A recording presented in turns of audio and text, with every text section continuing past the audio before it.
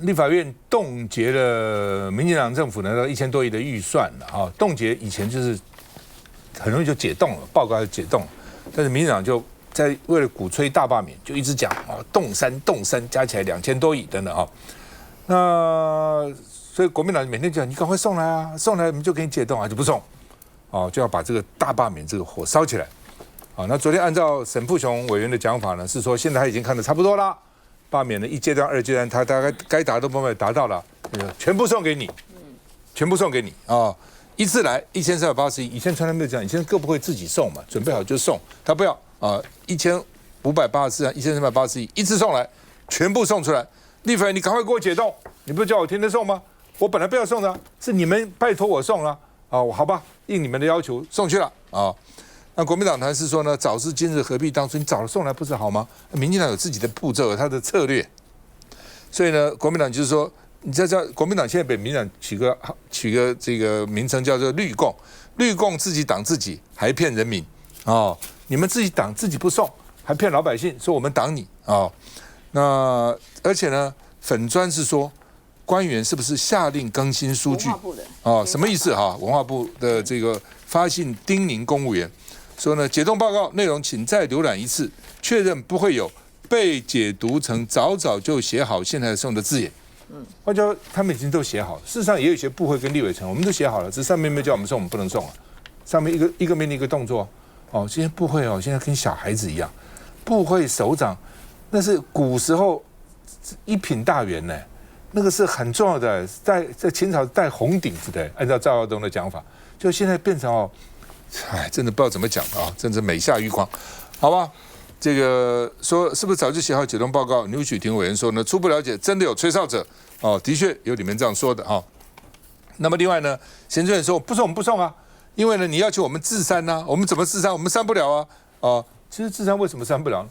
以前也经常就你自己解决嘛，不要我删了，你自己去衡量哪些地方是你的重要，哪些地方你次要，哪些地方不重要的，你自己去删就好了。你行政院自己在审查预算的时候都很认真，都没有浮夸的地方，真的都采取零基预算的这个做法去编预算，不要骗人了，好不好？好吧？结果呢，林俊宪就说，因为这个原来的预算书立法院改了太多地方了，有些地方是手写的啦，有些修改的了，所以我们才拖延1个月才送。那这么多地方改，我们拖延1个月已经都算快了，还说我们慢，还说我们故意。我们看一下。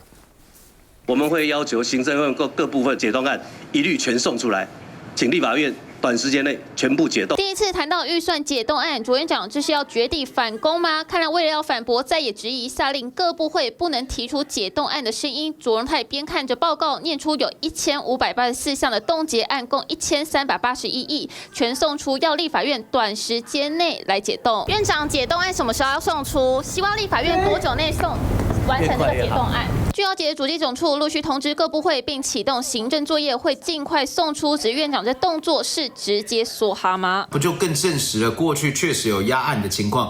否则怎么会各部会大小不一的解冻案，却是1000多案同时间全部送出呢？政治的对立太强烈了。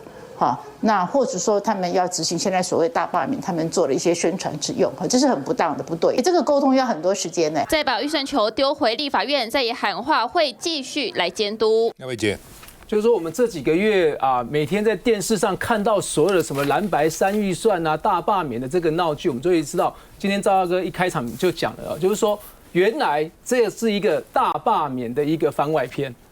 他是在这个预算的删减上，从农历年前就开始预告大家，就说你看蓝白这个在预算这个删减上呢，都是乱搞的、乱删的，然后呢让大家开始误以为在这个预算删减上造成民众的一个疑义，造成政府部门没办法来做一个正常的运作，然后现在再告诉我们说，没关系，我们现在要把它送出来了。所以就像刚刚赵大哥提到的，其实我们在这个预算的一个删减上，本来就是很清楚，不合理的民意代表作为看紧民众荷包的一个代议士，本来就有这个删除预算的一个责任跟职责，只是说你删了之后到底合不合理？不合理，你要来跟委员做说明，说这个应该是用在哪些地方。那拖了那么久，到现在居然可以行政院一个号令说来全部送出，送出之后还告诉我们说，是你要我送的，因为为什么？因为大罢免的这个柴火已经添足了可能有些该过2阶都已经过2阶了，所以说赶快要送出去，送出去还反将你一军说是你要我送的为什么？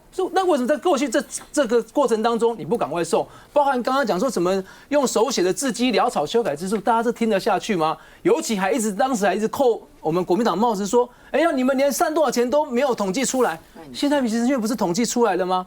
这本来就是你被删的预算，你要去统计啊。包含刚刚提到的，这个让你自删就让你自行调整。你认为哪些可以调的，我们就一个总删的数字给你，你告诉我你要删哪些地方。你现在跟我讲说不可以，所以我说这个所有的闹剧，都是为了大罢免在添柴火，不管是滥算预算到现在的解冻案都是。所以我想我们的民众也要看清楚、想明白，原来酝酿那个多月的这个删减预算，说国民党滥算预算。原来是因为为了大罢免在添柴火，造成国家社会的动荡不安。世轩，我跟伟杰明天新北市议会就开议了，在经过这一连串民进党的操作之下，我明天已经不知道怎么当新北市议员，因为这已经颠覆了我们过去对预算的不能删是吧？不能删，而且不能动，不能讨论，不能叫你来说明。那到底还要议员干嘛？还要立委干嘛？你预算干脆行政单位编完直接通过就算了，不用监督了。所以我无法理解像民进党的做法。那今天在网络上面流出来的这个对话，你可以看到，民进党他说解冻报告内，请再浏览一次，再确认一次哦，确认不会有被解读成早就写好，现在才送的字眼，并要实时更新相关数据。什么意思？意思就是行政院非常清楚知道说，他今天1500多案一次送出的时候，在野党的论述会是什么啊？你们压在那边一次才送出来，甚至会不会有委员去查里面的数字？其实你早就统计完了。所以要所有的公务人员更新，不要被抓到把柄，因为他们会这样打我们。那换言之，你是不是证明了这件事情？就是这些部会其实在委员冻结之后，他们早就在做准备。冻结你要干嘛？其实都是有但书跟这个说明的。你要来说明为什么你要使用这项预算，这项预算花在哪里，怎么花？我们觉得合理了，解冻，这才叫监督嘛。如果不能冻结你，那到底要怎么做？而且你说自删，他们过去没看过自删。说真的，叫他们问问看，他们民进党籍所有的议员，你新北市议会党团协商完之后，如果有一定的趴数，请市府回去自行调整，这叫什么？这就是自删嘛，一样的意思。所以我觉得民进党今天摆明的没有要再演。卓荣泰昨天还说什么要把总预算财划法这个送市县，他不承认，他觉得这个是违法的。这已经超乎我对于台湾民主的想象了，完全无法理解。就是一个财政划分，英国成熟的国会有一个很有名的那个谚语啊，除了男不能变女，女不能变男，什么都可以发生。为什么？因为它是直接对人民的。丘吉尔讲的，英国国会除了生男生女不行以外，其他什么事都可以做。对，我觉得这一次因为刚好文化部，就是因为我们今天跟原知的委员会，我们都有质询他们也承认这是他们的这个下面的人员，就是他们主计处的人员。但是呢，他们说他们的这个数字都不断在调整，不断在弄。但是他承认这是他们事实是这样子，而且你可以看得出来，他们真的已经串好这个所有的模式出来了。但我觉得最可恶的地方就是1500多案。他们告诉我们一次送出，然后要求在明天。所以我今天问文化部说你们什么时候写好，他不敢回答。为什么？因为他怎么回答都不对。早写好吗？我们会说你看你就扣住，然后你没有写好，对不起，卓荣泰下令明天礼拜4 12点以前要送出，那你没有写好，那表示你要累死这些公务人员。而且他已经告诉你的5月7号、8号就要送来解冻，每一个节奏都在他们的掌控当中。然后呢，所以说嘛，大家都很清楚，他们就是为大罢免来添柴火。而且426我们就要办一个凯道，他今天就会告诉你，我们都已经解冻了，所以说这已经不具有公平性。我最后要讲一次。解松预算有3个层次，要么就是书面是一个，专案是一个，还要到院会才解冻。卓荣泰一下送出1500多个，然后叫我们一次解冻。如果我们没有一次解冻，他又有话来讲，这个是符合我们这整个的道理吗？我也不知道在怎么当立法委员，跟你一样。当然不能一次解冻，那还是要叫过来啊，当然按照程序来了。不过就是说，议员也好，立委也好，严格审查预算，那是他的天职啊。他说都放水的话，你们选他干什么呢？道理就这么简单啊！民进党连这么简单的道理，也可以把它凹成说他们对，真厉害啊！明明出了那么多匪谍，他也可以讲说呢，这个国民党没有匪谍，是因为呢，国民党这个不是共产党的敌人，这什么个逻辑啊？接着再回来。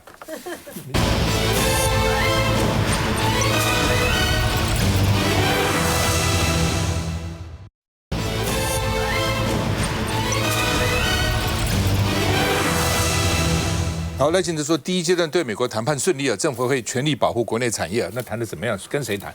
我们都搞不清楚哈。照理讲都应该要对，除了是机密以外，都应该对国人公布的了哈。那另外呢，这个昨天国民党、民众党的这个主席他们昨天开会说要携手反独裁哈，对台湾的经济、台湾的民主跟司法的公正这个要奋战到底哈。那另外呢，这个因为呢，他们这个要对抗司法追杀，朱立伦喊倒赖清德。黄国昌倒戈救不了台湾，所以他们现在目标都放在倒赖清德。你怎么倒赖清德？你讲个法给我听听看，你怎么倒他所以这都是这个只是借口了、顿词了就不想倒戈，你讲不想倒戈，不要说要倒赖清德，那两回事情。而且你只有倒了全面改选，你在立法院有2/3，你才能倒掉赖清德。否则你现在怎么倒赖清德而且现在问题不是倒赖清德、倒卓人他问题，现在问题是你现在有那么多立委要被罢免，只要罢掉你6个，你在立法院就没用了。你只要6个不过半，蓝白加起不过半，你少6个、少16个、少26个、少36个是一样的这也是为什么民进党那么想要在立法院翻盘的原因嘛？好吧，这个朱立伦说多数蓝委反对倒阁了可能不分区啦民众党反对，因为他没有人要被罢免，或是不会通过2阶的可能会反对，就跟我没关了。但现在问题是，今天被罢免的都是国民党的战将，因为这个形象比较好的、会发言的。赶出来跟民进党作战的，先把你们这些围剿，那这以后谁要出头大家都不要讲话了，躲在那边最好，没有人会罢我，没有人注意到我我也不重要也没有人会搞我好，那么这个昨天蓝白峰会说他们堆叠善意主要放眼2028年要把赖清德换掉眼前你都过不去，还喊2028年、2026年。朱立伦呢说民众要倒赖清德，不是倒卓荣泰，他们现在都这样讲了。我目标是赖清德，倒戈只是倒了卓荣泰。倒了卓荣泰就给赖清德难看，而且赖清德不见得会让你改选，真的他说不改了，他改什么东西他现在干嘛要改改是全面选举，要超过50%的票基本上才会当选的。罢你只要25%的票就当选了，你搞不清楚，好吧？这个他们都不喜欢倒戈。蒋万因为蒋万公开讲出来，蒋万说有讨论都是好事啦只要讨论，但他现在至少让他知道说，这个到时候去反罢免、反对罢免的时候，至少去投票比较重要了那柯建铭就是这是2个空心主席自嗨而已那另外呢，倒戈自缢行难，朝野各怀鬼胎，这是真的，本来就不容易啦，本来就是不容易的事情好吧，卢学远说蒋万安愿意抛出议题，给他一个赞等等那另外呢，这个说呢，蒋万安推倒一个卓荣泰，还有数不完的卓荣泰，因为行政院长现在等于是总统的，这管家了，随便换，因为他现在不需要立法院同意的。我们看一下，倒戈救不了台湾，倒戈也没有办法解决现在真正想要专制独裁的力量，就是赖清德总统。我说过，倒戈可以是一个选项，大家有在讨论，我认为是好事。的确成功让党内上下有危机感，而且都动起来。朱立伦也跟着喊，不是单纯倒戈，目标是要倒赖。而连日来都没正面表态的台中省卢秀燕依旧避谈。市长是支持倒戈还是不支持倒戈呢？快步进入会议室，也没多回是否参加周末凯道集会。发难应该主动开辟新战场，党内还有各种讨论声浪。由蓝营青年成立的新共和通讯社20号发给民众党支持者一封公开信，呼吁小草支持倒戈救科，讨回民主，用国会改选的真实民意，迫使执政党不敢再用司法机器介入政争。希望说大家能够站出来，然后提振士气，然后促成蓝白的合作。那最后的投票形式是什么？其实已经不是那么重要了。所以我觉得新共和的发文应该是已经有达到我们想要达到的效果。大家一定要团结，一定要站出来。所以我们一定会有策略、有方法、有步骤、有时间，而不是单纯的喊倒戈，而是要倒赖。倒戈说，就算无疾而终，至少先开始反攻。安乃金，我很好奇，就是像叶元之这个在罢免的风头上的他到底支不支持倒戈我觉得今天呢，我们从来拆解大家各方的一个说法来看一下那个意图啦就是说现在呢，民众党这边呢。他反对的其中的一个理由是说如果说这个一旦解散国会的话，赖清德呢趁着这个解散国会的期间的时候，提出这个戒严的话怎么办？提出戒严的话怎么办？那就没有办法可以来应付了。我觉得提了这样子的想法呢，就是在糊弄大家了就是傻了就在于是说，第一个，他不敢啊，他赖清德不敢提出在休会期间的时候来提出戒严的哈，这是第一个。第二个，我觉得最好他够笨。最好他够愚蠢，最好他像尹锡悦一样，他提出来了这个之后呢，你还管什么国会有没有权利？在复会的时候才追认，百万民众就上街头啦！你这时候冲进总统府把他拉下来都有可能，我才不相信在那个时候有任何一个军警敢把枪头对向这个民众。就赖清德如果那么蠢的话，那就自取灭亡嘛哈。那反正呢，就是说对于国民党来讲，他现在要想的是说，如果你一旦提出来的倒戈，然后赖清德还真的给你解散国会的话，你接下来要面对的一个大难题就在于是说，罢免它还是会继续进行的啊，就是罢免再加上改选国会。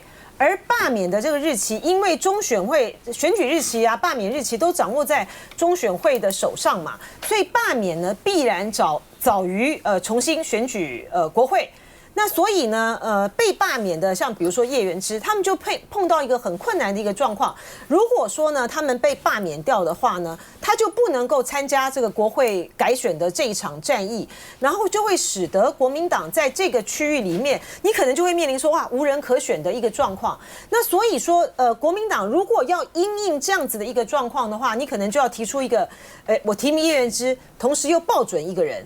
然后就在当做一个备胎啊，在应对大罢免战的时候呢，团结起来，动员大家呢反恶罢，然后呢支持这个不同意罢免哈，然后支持叶元之续任。然后如果说这一关过了，如果说这一关没过，你懂我的意思吗？就是说，因为罢免完之后不能再选啦，不能再选啦。对啊，所以我的意思说，罢免先于改选嘛。所以抱准着这个人的时候，就在罢免战的这个时候呢，他其实是要帮助叶元之来动员大家出来，就是反恶罢，支持就反罢免嘛。这个没有民众会听得懂。好。但是呢，可是呢，他如果是备位，他干脆把你罢掉，他可以来说，他就因此可以上来。所以说国民党，所以说国民党要想清楚嘛，哈。如果说呢，你不先做这样子的一个准备的话呢，你就会面临到现在有很多被罢免的人，他也不愿意冒这个风险啊。就说你这样又要面对罢免，又要面对倒阁，那我何必呢？就要面对解散国会，我何必呢？你现在怎样情况？我的意思说，当国民很难回答。当国民党呢想清楚了一切的可能遭遇到的困难的时候，你的策略才会清晰嘛。我的部分，我们还是以现阶段还是以反罢为主啦。但因为这个倒阁这件事情，在我们党团还没有变成一个讨论的风气，我很少就是内部没有人在讲，所以我没有很认真去分析这个利弊得失。但当然就是说，如果说大家认为说倒阁是对国民党有利，我也都是支持啊哈。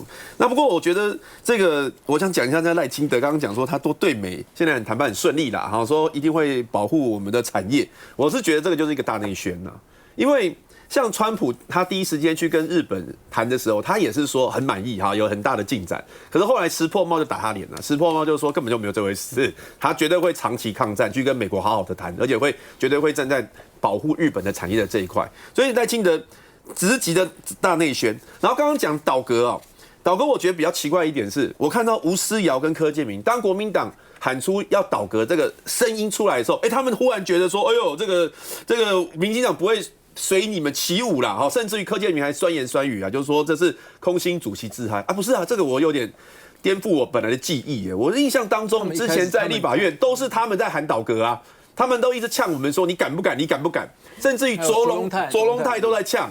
就说我敢被倒，你们敢倒吗？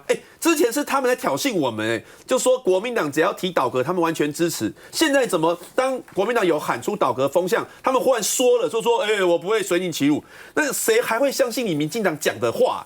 就像刚刚我们讨论的那个预算也是一样，现在忽然间1000多万送出来。可是不是你们之前不久前才告诉大家，因为你们的那个什么统动的统3的金额算不出来，所以没办法去解冻吗？不是你们前几天才讲的吗？怎么隔几天全部案子都写好了，都可以送出来了？那你们前面这些讲给鬼听的所以这怎么会有这种鬼话政府？然后前几天林佳龙跟外交部还在胡乱，还在说，护照可能10月之后就没有了。如果没有顺利解冻的话，那你现在不是已经就要解冻？所以本来就有方法解决这个问题，怎么你们之前可以讲的话跟你们现在讲话完全不一样呢？然后再来就是刚刚志恩委员讲的那个文化部流出来的那个信件，那个什么东西？那个就是说，提醒大家。之前写好的解冻案可以送了啦，代表什么？代表人家早就写好，可是为什么你不让人家送？因为要操作嘛。然后早上大家在问的文化部次长说有没有这回事？他说有。好，那你为什么要压案？因为呢，我们呢要送都是一起送，哪有以前各部会各送各的哈？是为什么讲好要一起送？我觉得他们现在为什么要一起送？之前是想要操作罢免嘛，就是用预算来骗大家说什么被什么动到没钱用，之前要骗这件事情，但现在为什么不骗了？